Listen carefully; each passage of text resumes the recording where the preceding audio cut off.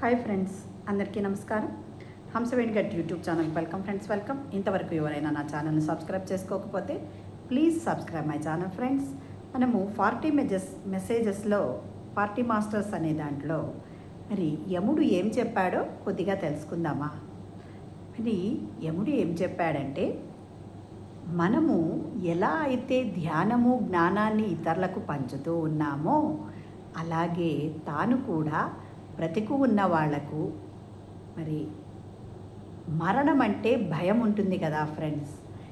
ఒక రకమైన దాన్ని మనము అనుభూతి అంటే అక్కడ మనసులో పెట్టుకుంటాం కాబట్టి మరణము తర్వాత ఏమి ఉంది అనే దాన్ని చక్కగా వివరిస్తూ ఉన్నాడు. ఎవరికి? మన హిందువులకే కాదు ఫ్రెండ్స్, మరి అన్ని రకాల వాళ్లకు, హిందువులకు, ముస్లింలకు, అన్ని మతాల వాళ్లకు, మరి ఒక ఇండియాలోనే కాదు అన్ని దేశాలలోని వాళ్లకు మరి వాళ్ళ అంటే మాటల్ని బట్టి వాళ్ళ భాషను బట్టి వాళ్లకు చెబుతూ ఉన్నాడు. అంటే మరణానంతర జీవితం ఎలా ఉంటుంది, ఎందుకంటే మన సమాజము, మన పెద్దవాళ్ళు మనకు ఒక రకమైన ఇది ఎలా ఉంటుంది, మరణం అనేదాన్ని మనకు చెప్పిన రీతిలో మన మైండ్లో ఫిక్స్ అయిపోయింది. కాబట్టి దాన్ని తొలగించుకోవాలి. అందుకని అతను ఏం చేస్తూ ఉన్నా అంటే అతను ఏం చెప్తున్నా అంటే తనను చాలామంది ఒక మృత్యుదేవతగా చిత్రీకరించేశారు. అంటే మృత్యుదేవత యముడంటే అని తప్పితే, కానీ మనం ఎలా ధ్యానులు ఇంకొకరికి ధ్యానం చెబుతూ జ్ఞానాన్ని పంచుతూ ఉన్నామో అలాగ తను మృత్యువు నుంచి అంటే వాళ్ళు ఆ అనుభవం నుంచి బయటపడడానికి, ఈజీగా బయటపడడానికి మరణం గురించి వివరిస్తున్నాను అని.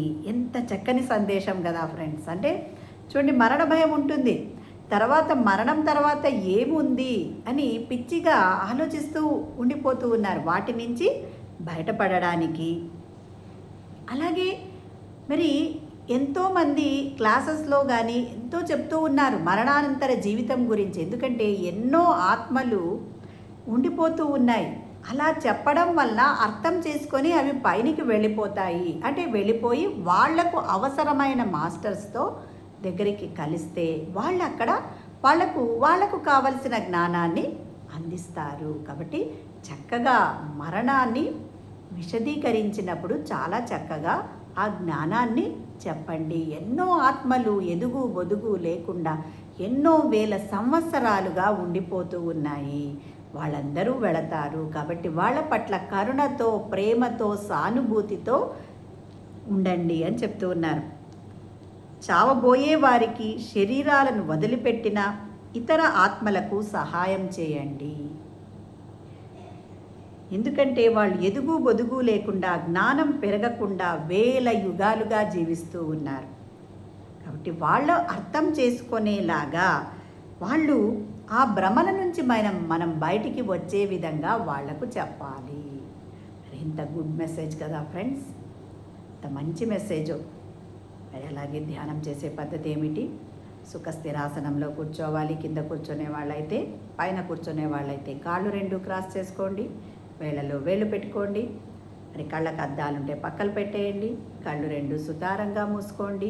మన సహజమైన శ్వాసను గమనించండి ఫ్రెండ్స్. అదే ధ్యానం అంటే. మరి చక్కగా మనము శ్వాసను గమనిస్తూ ఉంటే మరి ఆలోచన రహిత స్థితికి చేరుకుంటాం ఫ్రెండ్స్. అదే ధ్యాన స్థితి, అదే మోక్ష స్థితి, అదే ఆత్మస్థితి. Thank you.